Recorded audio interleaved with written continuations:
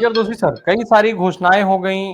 कहा यह जा रहा है कि कांग्रेस पार्टी की जो सरकार है, जैसा मैंने अभी शुरू में जिक्र किया कि जेपी नड्डा साहब ने 5 बहुत महत्वपूर्ण पॉइंट गिनवाए। तो इन महत्वपूर्ण पॉइंटों के साथ, ऐसे दागों के साथ, क्या इन गारंटियों को लेकर के आप काम की बात कर रही थी कांग्रेस पार्टी राजस्थान के अंदर कि हम अपने काम पर चुनाव लड़ेंगे? जेपी नड्डा साहब ने तो सारे काम को उधेड़ करके रख दिया। वो तो कह रहे हैं कि आप जो है भ्रष्टाचार, वहां की सरकार भ्रष्टाचार में लिप्त रही, लाल डायरी का मुद्दा बड़ा जोर शोर से उन लोगों ने वो लोग उठाते रहे, महिला अत्याचार की बात कर रहे हैं, किसानों की तिरस्कार की बात कर रहे हैं, पेपर लीक का मामला उठा रहे हैं और गरीबों के साथ अत्याचार की बात कर रहे हैं। तो सर, कांग्रेस पार्टी जो है इतने सारे आरोपों के साथ किन कामों की बात कर रही थी जब नड्डा साहब इतने आरोप लगा रहे हैं? बिल्कुल, मैं सारे जवाब ज़रूर से दूँगा। मुझे लगता है सबसे पहले सोचने वाली बात ये है कि ये जिस तरीके से जो सारी बातें हो रही है, नड्डा साहब जो बोल रहे हैं या मोदी जी आकर जो बोल रहे हैं या अमित शाह साहब जो बोल रहे हैं, ये क्या हमें सिर्फ़ हास्यास्पद लगता है या फिर ये झूठ लगता है या ढकोसला लगता है या फिर ये उससे भी कोई बड़ी बात है? मुझे लगता है कि लोग तो बिल्कुल समझ चुके हैं पिछले 10 वर्षों में कि किस तरीके से उन्होंने जनता को उल्लू बनाया, मूर्ख बनाया और हमें क्या समझा। हमें शायद वो मूर्ख नहीं, हमको उससे भी ज़्यादा वो खराब समझते हैं क्योंकि वो धड़ल्ले से झूठ बोल रहे हैं। मुझे लगता है ये झूठ नहीं, ये बहुत बड़ा गुनाह है कि आप इस तरीके से बिल्कुल बेशर्मी से झूठ बोलो और वही के वही वायदे संकल्प पत्र के नाम से दोहरा दो जो भाजपा ने कभी पूरे नहीं किए। अब जहां तक सबसे पहला मुद्दा मैं शुरू करूंगा जो महिला सलामती की बातें कर रहे हैं नड्डा साहब, ये कल की बात है। गुजरात में जहां 27 वर्ष से भाजपा का शासन है, मतलब सीएम से लेकर जहां छोटे से छोटा अगर कोई कॉर्पोरेटर भी अगर कोई है वो भाजपा का है, वहां पर कल अमरेली जिले में भाजपा की एक कोई मंत्री है, पूर्व मंत्री है पंचायत की, उनकी दिन दहाड़े हत्या हो गई। ये है महिला सलामती गुजरात में। उसके अलावा तो बहुत सारे आंकड़े हैं जो मैं अगर यहाँ पे देना शुरू करूंगा तो शायद 1 घंटा और निकल जाएगा हमारा चर्चा के अंदर। तो ये महिला सलामती की बात है, किस तरीके से करते वो समझ नहीं आता, पहली बात। दूसरी बात ये है कि राजस्थान में जो भी घटनाएं हुई उसके लिए मैं भी बिल्कुल संजीदा हूं, गंभीर हूं और उस मसलों पे हमेशा बिल्कुल जांच होनी चाहिए जो कि गहलोत साहब की सरकार ने कराई है। एफआईआर लॉन्च करने की जो प्रोसेस है वो भी बहुत ही सरलीकरण के तरीके से हुई है। इस वजह से जो भी अत्याचार या जो भी मामले आते हैं वो हमेशा दर्ज किए जाते हैं, इस वजह से वो आंकड़े भी बड़े दिखते हैं। तीसरी बात अगर आप उसमें देखें तो वो आंकड़ों में किसी भी तरह से अगर कोई जिसे कहते हैं जालसाजी या कोई धोखाधड़ी या हत्या होती है या कुछ भी होता है या कोई भी अत्याचार होता है, वो कहीं ना कहीं कोई पारिवारिक मामलों के तहत देखा गया है ज्यादातर। अगर आपने कोई केस पुराने भी देखे हो तो मेरे ख्याल से ये सारी जो चीज है उसमें सामाजिक एक उत्थान करने की जरूरत है, उसकी भी मैं बहुत ज्यादा जरूरत समझता हूं, ना कि केवल क्राइम के नजरिए से हमें इसको देखना चाहिए। वो तो है ही है। तीसरी बात एक ये भी है कि अगर वो गरीबी की बात करे या किसानों की बात करे, किसान के लिए जो 3 काले कायदे लाए थे उसके बाद सारे देश के किसान भाजपा के विरुद्ध हो गए, वो हम सबने देखा। और मोदी जी को तो बिल्कुल साफ साफ पता है कि किस तरीके से उनको वापस 1 साल के बाद मंच पर आकर बोलना पड़ा कि और माइक पर आकर बोलना पड़ा कि मैं ये कानून वापस लेता हूं। और उस वक्त यही कृषि मंत्री थे जिसका आपने उल्लेख किया, माननीय श्री नरेंद्र तोमर। और वो माननीय श्री नरेंद्र तोमर के बेटे के साथ लेकर ये जो 10,000 करोड़ का मामले वाले जो वीडियोस घूम रहे हैं, जिस तरीके से क्लिप आ रही है बाहर और लोग सबूत लेकर बैठे हैं, तो आप समझ सकते हैं कि भाजपा का जो दोहरा चरित्र है वो किस तरीके से उजागर हो रहा है, पूरी जनता भी समझ जाएगी। पर मुझे लगता है कि अब ये हमें क्या समझते, ये हमें सोचने वाली बात है कि जिस तरीके से मंच पर आकर धड़ल्ले से झूठ बोलो या कुछ भी बोल दो अपने गिरेबान में झांके बिना, वो मेरे ख्याल से बहुत ही भयावह बात है और वो हमें बिल्कुल मूर्ख या मूर्ख से भी ज्यादा समझते हैं, मुझे ये लगता है। आप देखिए मोदी साहब का एक स्टेटमेंट अभी बीच में आया था 1-2 दिन पहले, मारवाड़ पे ही वो राजस्थान में ही जाकर बोल रहे थे कि ईवीएम का बटन ऐसे दबाओ जैसे फांसी दे रहे हो। ये क्या लैंग्वेज है? ये प्रधानमंत्री की लैंग्वेज। आज तक हमने 70-75 वर्ष में ये लैंग्वेज नहीं देखी। जब से मेरा जन्म हुआ तब से भी मैंने ऐसी कोई लैंग्वेज किसी प्रधानमंत्री या कोई मंत्री लेवल की नहीं देखी है।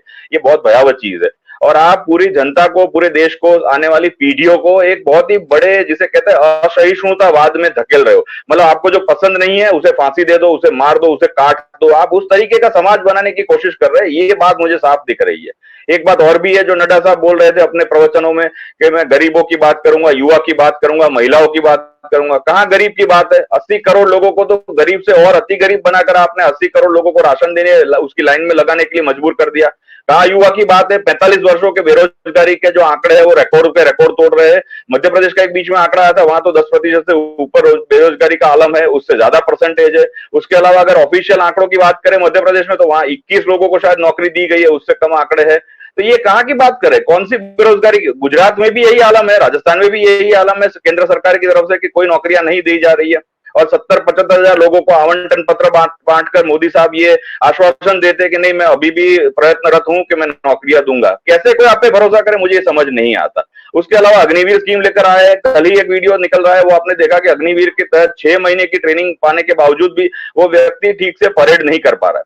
कैसे कोई आपकी स्कीमों पर, आपकी बातों पर भरोसा करे, वो मुझे बिल्कुल समझ नहीं आ रहा।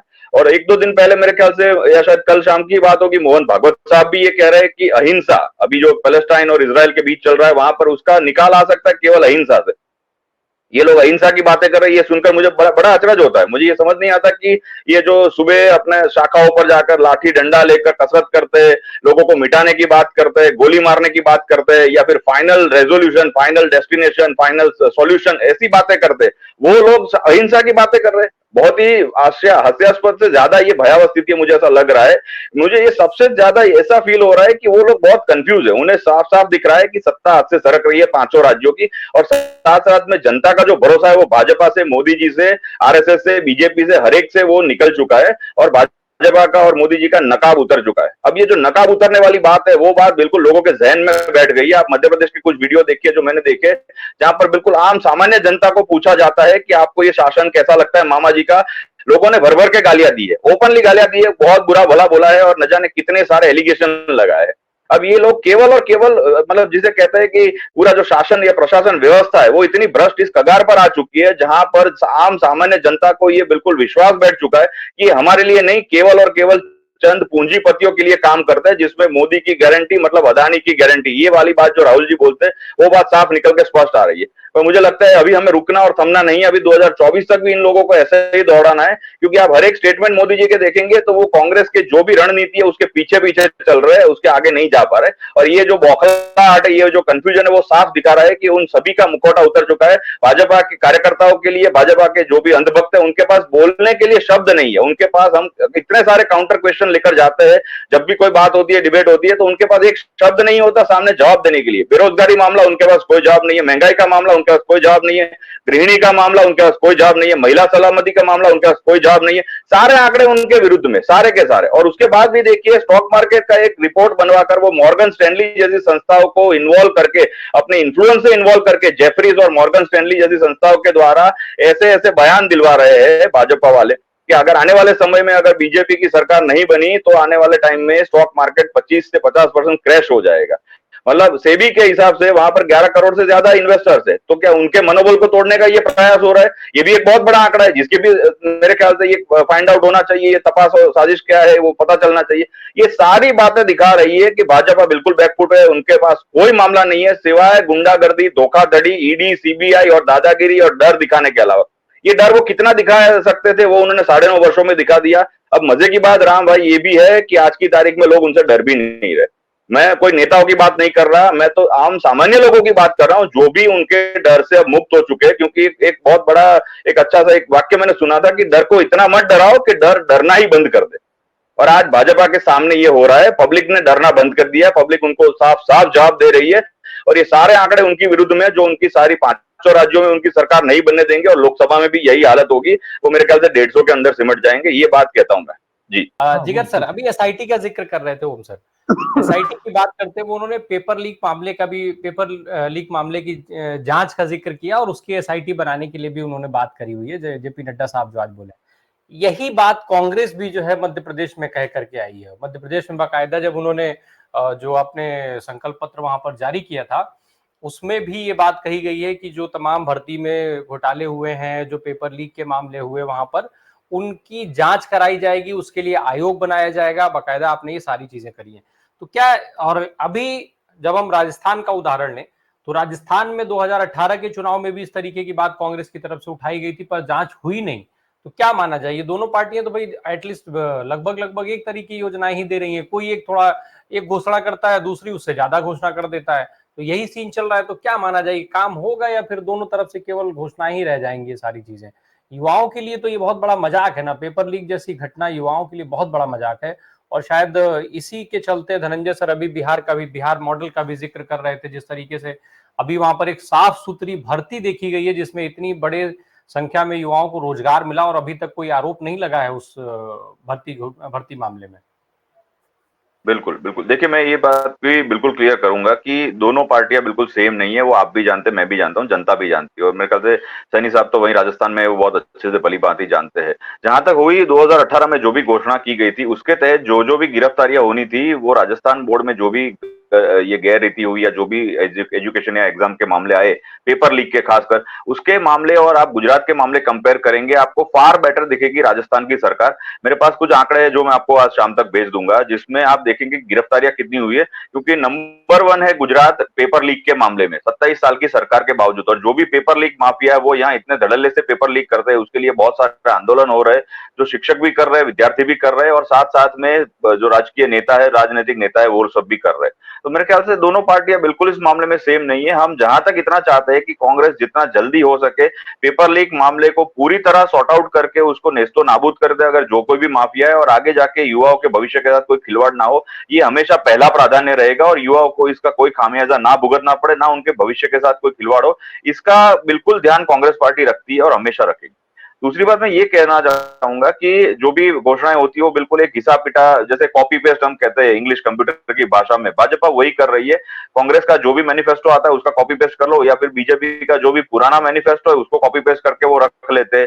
पर आप देखिए, उनको ये समझ नहीं आता कि चाहे वो कितनी भी घोषणा कर ले, कांग्रेस कहीं ना कहीं पहले वो काम कर चुकी है। पिछले अगर 75 वर्षों का हम इतिहास देखेंगे तो ये बात भी भली भांति स्पष्ट है कि चाहे मोदी जी ने MA in entire political science किया हो तो वो भी कांग्रेस के समय में बनी हुई यूनिवर्सिटी से ही किया है, और बाकी जो भी भाजपाई लोग जहां जहां से पढ़े हैं वो भी उन्होंने वही यूनिवर्सिटी कॉलेज से पढ़ाई की है जो कांग्रेस के द्वारा कहीं ना कहीं वो शासन में बनाई गई थी। इतने सारे उदाहरण हैं जिसको गिनवाते शायद बहुत समय निकल जाएगा, जो आज की तारीख में हर एक भाषण में खड़गे साहब भी बता रहे कि कांग्रेस ने क्या किया। तो मुझे लगता है अब जो लड़ाई है वो सिर्फ और सिर्फ इसी बात में रहकर आके खड़ी हो गई है कि ये दो विचारधारा है। जैसे मैंने पहले कहा, ऐसा है कि आप कौन सी विचारधारा के साथ है।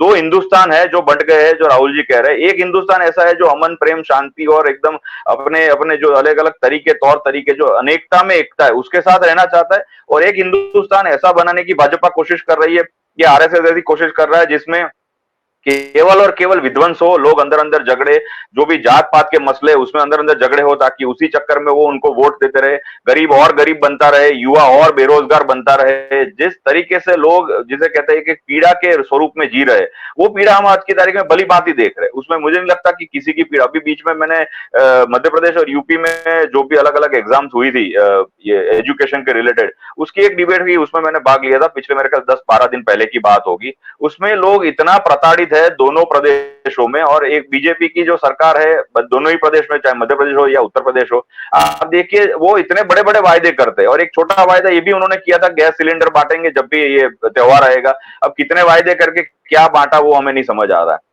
मैं केवल इतना एक बात जरूर स्पष्ट कर दूंगा कि कांग्रेस बिल्कुल और बिल्कुल पब्लिक के लिए, लोगों के लिए, जनता के लिए काम करेगी। और ये हम जरूर चाहेंगे कि जो इकोनॉमिकल रोटेशन हो वो सबकी जेब में पैसा आए, ताकि एक इकोनॉमी का जो इकोनॉमिस्ट कहते हैं उस तरीके से रोटेशन चलता रहे, ना कि केवल देश के 10% लोगों के जेब में पैसा रहे।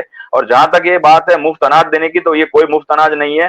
जीएसटी का कलेक्शन हर महीने कम से कम 1.5 लाख करोड़, 1,70,000 करोड़ के आसपास हो रहा है। और उसी पैसे से जो सालाना जो 2 लाख या 2.5 लाख करोड़ का आवंटन होता है मुफ्त अनाज का, या जो अनाज का, वो हमारे पैसों से किया जाता है। तो मेरे ख्याल से ये सारे जो झूठ है अब जनता के सामने, जनता भली भांति जानती है कि मोदी साहब या उनके जो भी मिनिस्टर्स है या जो भी पूरी कैबिनेट है या जितने भी उनके लोग हैं, वो सब और सब केवल गरिया रहे, झूठ बोल रहे हैं। जैसे हमारे उसमें कहावत है, खाली चना बाजे गना। तो अब ये खाली चने जैसी बात है। एक बात जरूर है जो मैं देख रहा हूं कि आने वाले समय में ये उनका जो भाषा का स्तर है वो और गिरेगा। हमें और नए नए विशेषण सुनने को मिलेंगे, और हमें और ऐसा भी सुनने को मिलेगा कि मुझे इतनी गालियां दे दी, वो दे दी, वो सब हम सुन चुके। उससे आगे जाकर वो कुछ नई बात लाएंगे, और वो बात करते हुए केवल उनके पास रोना धोना बचेगा और कुछ नहीं। जनता को मैं आज की तारीख में बहुत समझदार और होशियार समझता हूं, क्योंकि जनता ने अब देखिए 2014 में इनको वोट दिया, बहुत खूब थैला भर भर के वोट दिया, झोला भर के वोट दिया जनता ने। लेकिन अब जनता बहुत जागरूक हो गई है। जनता अब ऐसा मान के चल रही है कि आपने जो बड़े वायदे किए थे उसके अंदर आप 50-60% भी पूरे कर लेते तो जनता आपको रिपीट कर देती, उसमें जनता को कभी कोई दिक्कत नहीं होती है। लेकिन जनता को फास्ट काम चाहिए। अब जनता ऐसी नहीं रही जो बहुत वर्षों तक वेट करे। अब जनता ऐसी हो गई कि आप वायदे कर रहे हैं, फटाफट पूरे करो, बातें मत करो। अब मेरे ख्याल से जनता समझ चुकी है कि 10 साल के वायदों के बाद मोदी जी और उनकी सरकार कहां खड़ी है और उनके वायदे कहां खड़े, और वो वायदों को रिपीट करने का भी कोई मतलब नहीं है, क्योंकि सब जानते हैं कि इतना झूठ केवल और केवल यही सब बोल सकते हैं। अब मेरे ख्याल से राहुल जी जो बोल रहे हैं उस बात पर और उनकी जो गारंटीज है हर एक राज्य में, उस पर लोग भरोसा कर रहे हैं, और ये भरोसा है वो हमें कायम रखना है। वो बात मैं जरूर कहूंगा, उसके लिए मैं सबको आश्वस्त करता हूं कि उनमें से जितने वायदे किए वो जितना जल्दी, जैसे कर्नाटक में पूरे करने की शुरुआत कर दी, यहां पर भी करेंगे, हर एक राज्य में जहां जीतेंगे वहां करेंगे, उसमें कोई दो राय नहीं।